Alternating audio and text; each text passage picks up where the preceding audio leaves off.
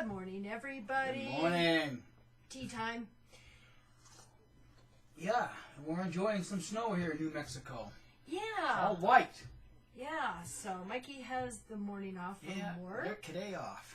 So. Which is great. And it's New Year's Eve. Happy New Year's, everyone. Yes. Got a 5-day mini vacation right now. Yeah. Gives us a chance to recuperate from Tony's visit, huh? Oh, man. Tony, dude, love you. Yeah. You're like a little brother to me, but you wore us out. Now, I've heard a comment from you, Tony. I don't know if it was on Facebook or if it was in video. Oh, I think it was when we did the Skype program with Mark and Cora and a few other good friends. Hopefully that'll get uploaded soon. Not from us, but from Mark and Cora. But Tony said, I left my heart in New Mexico. Really, bro? I hope you did. You know where to come get it. Yes, yeah. You know where to find your heart, pal. Yeah. So first, we want to thank everyone so much for all your cards and gifts, you know, for Christmas. It just made Christmas extra special. Oh, very, very special. Yeah, and I've tried to thank each and every one of you, but I will admit, I don't know if it's senior moment or what, but we have so many friends that we know their real names or we know their like Facebook and email names, their pseudonyms, and sometimes it's kind of difficult, you know, linking the two. So, you know, I apologize. You know, Annette in Canada, you know, I'm sorry. I'm friends with 6 different Annettes. I didn't remember what your last name was, and so thank you so much for, you know, your gift. It's like some awesome stuff from Canada. So thank you. I'm back. Yeah. Well, some people might be interested. I know. Yes, he finished his pouch. Yeah, I got my pouch finished, and I thought maybe this would be a good time to do this. Now, for those that have watched my brain tanning video on how to tan deer hides, I've been showing a pouch that I've been making from that deer. In fact, Tony Prime had an opportunity to eat venison from that very deer, and then I ended up making him a pouch, a beaded pouch for Christmas and a fire starting kit. So, so not only did he get to eat the deer I killed, now he has a lifelong memento. Yeah. Don't know if that's a good thing or a bad thing. But anyhow, this is the finished pouch. I actually cut the hearts. This is what they call the weeping heart.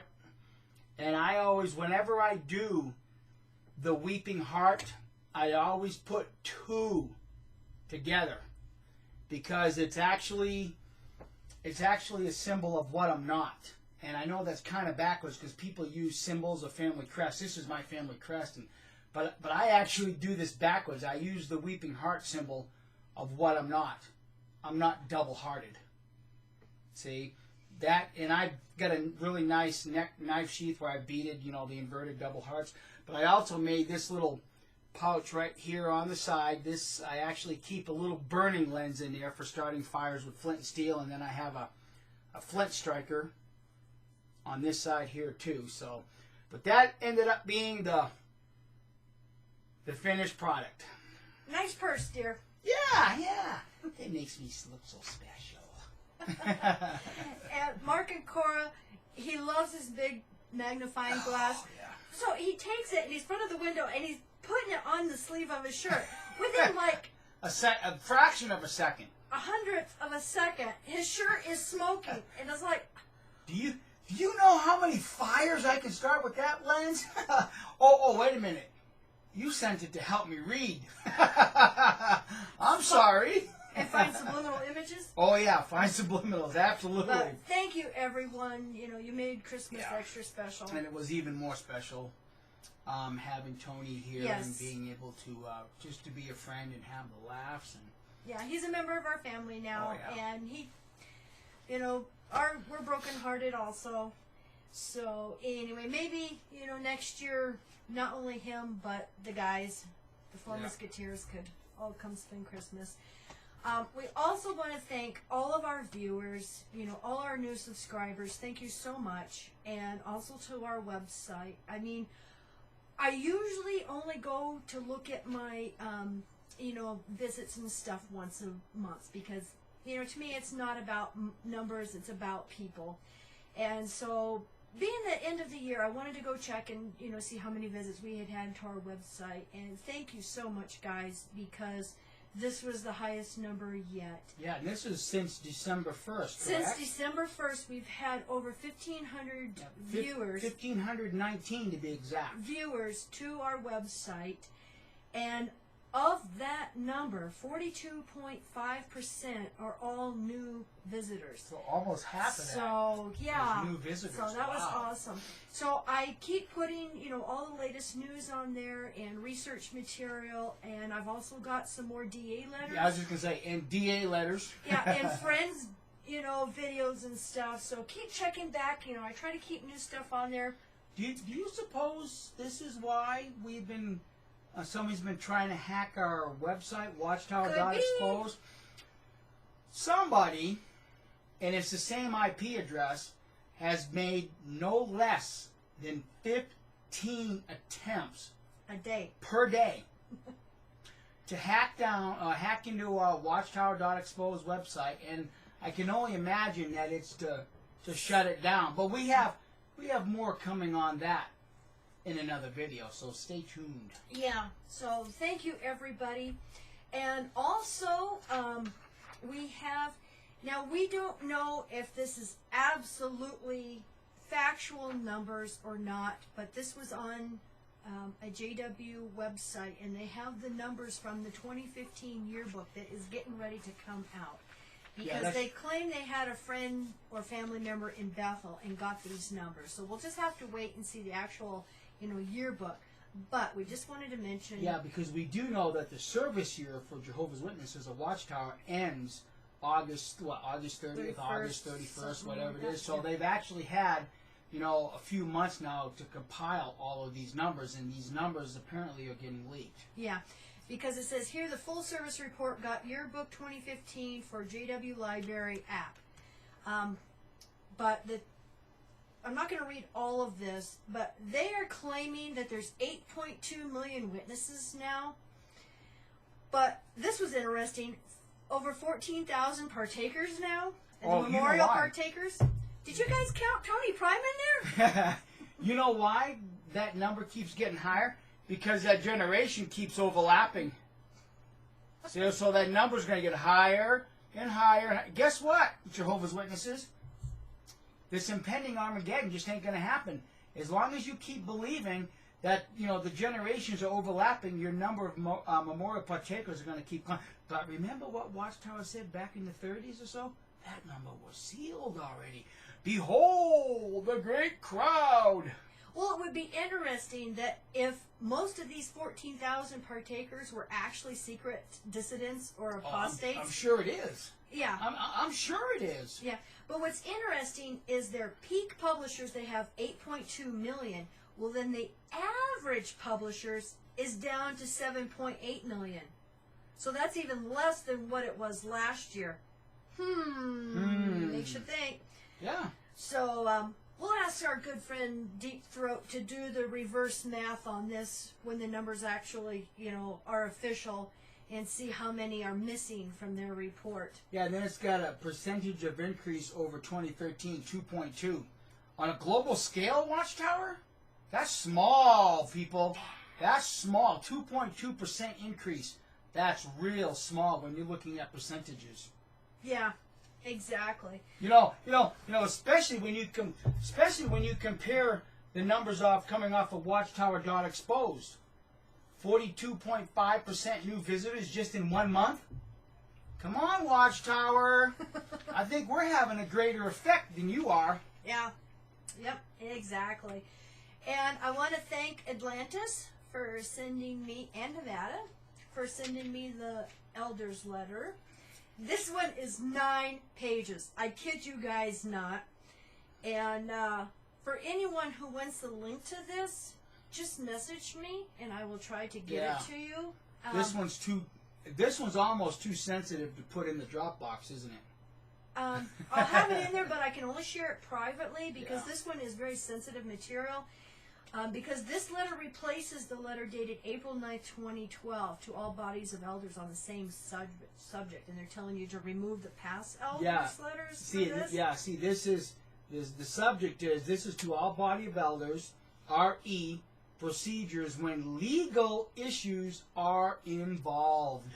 And I love how the very first subheading is confidentiality, and then in bold print it says never to divulge confidential information to persons who are not authorized to receive it.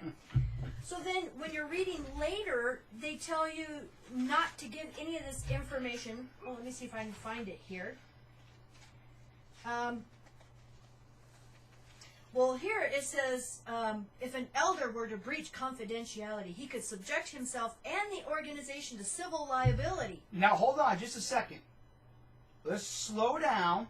If an elder were to breach confidentiality, he could subject himself and the organization to civil liability. Now, do you people understand that these elders do represent Watchtower?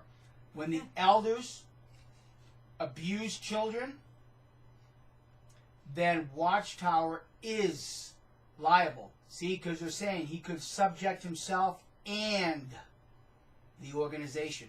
So these elders are legal representatives of Watchtower, and this is being proved in courts of law around the world. Yeah, because we know that several are proving, witnesses don't have a clergy class, so you can't use the clergy, client confidentiality. So this is why they say this. In addition, an elder's breach of confidentiality could result in a legal waiver of confidential religious communication privilege. See, there or it is. the solicitor-client privilege. Confidential religious communication privilege generally prevents an elder under specific circumstances from having to disclose confidential communications between the elder and a member of the congregation. And the solicitor-client privilege generally protects an elder from having to disclose confidential communications between the elders and his lawyer, including the legal department. And there you have it. The elders are part of Christendom. Yeah. Because they're using Christendom's terminology, the laity, clergy class confidentiality. There you have it, Jehovah's Witnesses. Well, even here in paragraph 8, it says that when calling the branch office or discussing confidential matters by phone with persons entitled to such information, make sure that no one, including family members, can overhear the conversation. Wow. Now, I do have to read most of paragraph 10 here, because when someone seeks confidential information, you should never reveal confidential information to anyone unless theocratic procedure requires it or the branch office has instructed you to do so. Then they have parentheses. Persons seeking confidential information may include an investigator, a lawyer, a policeman, a detective, other law enforcement officers or government officials, school personnel, parties to a lawsuit, family members, whether they are Jehovah's Witnesses or not, and even other elders or other persons who may not be entitled to the information. This applies to written materials and unwritten knowledge possessed by the elders, like letters. It applies to records pertaining to a particular case and general materials such as letters from the organization, the shepherding textbook, and the organized book. Even when secular authorities request confidential information, you are not obligated to answer questions before consulting the legal department. Aren't we all instructed to obey the superior authorities? Yeah. If at all possible? So if it's a law that, they're being subpoenaed for this information? Basically what this is boiling down to, particularly in this paragraph, is that Watchtower has lost so many friggin' lawsuits now because of how they're trying to get out. Well, we don't have a secret handbook. Oh, the organization book doesn't exist. But yet, guess what? These things are being mandated to be showed up in courts of law now. Yeah. See? And then they have bold print. Never turn over records, notes, or other documents or reveal any confidential matter sought by a subpoena without first receiving legal direction from the legal department. Well, Yeah. then they go on to tell, how to handle crimes and criminal investigations. When the elders learn of alleged criminal activity on the part of one of Jehovah's Witnesses or someone associated with the congregation as the accused or the victim, they should immediately call the legal department. Not the law enforcement agencies. People that are well equipped to handle this stuff. No, call the legal department of the monkeys. Yeah. But strict confidentiality must be maintained to avoid unnecessary entanglement with secular authorities who may be conducting a criminal investigation of the matter. It's like, oh my God. So, then, this subheading, disruptive individuals at congregation meetings. If the individual does not cooperate, you should telephone the police. When the police arrive, you may inform them that the individual is causing a disturbance and that his implied invitation to attend the meeting has been revoked. You may also inform the police that you're willing to file trespassing charges if it seems prudent and necessary under the circumstances. Elders wisely avoid being provoked into physically removing a disruptive person from the premises, as the individual may be attempting to create a basis for legal action. Which means if you grab a hold of them, they're going to get their asses sued. You're going to get sued. Yeah. Now this one was interesting. On paragraph 20, suicides and attempted or threatened suicides.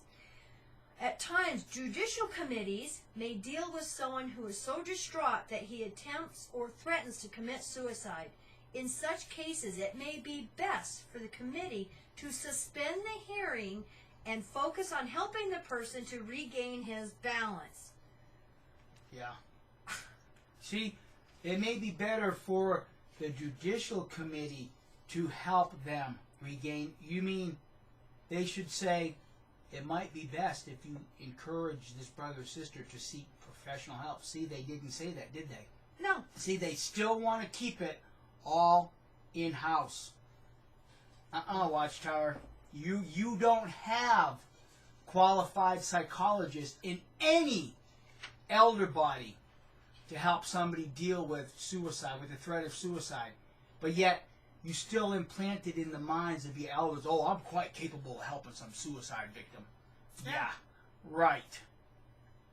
Unbelievable. Yeah. And in paragraph 22, when lawsuits are threatened, elders should call the legal department immediately when they learn of any threatened legal action or actual lawsuit against the organization, congregation, or elders. And it's interesting, under the child custody, this paragraph right here, is there a religious issue?